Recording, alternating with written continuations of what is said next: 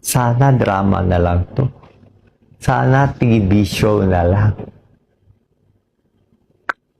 All these foods, they taste like metal.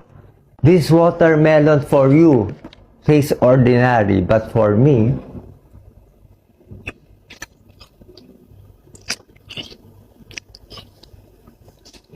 watermelon and dragon fruit for bowel movement. That is the correct process of healing. You should defecate, pass your bowels, and urinate every day. Get all the toxins out. You know what my doctor said, you can eat anything, you have cancer, you try to eat.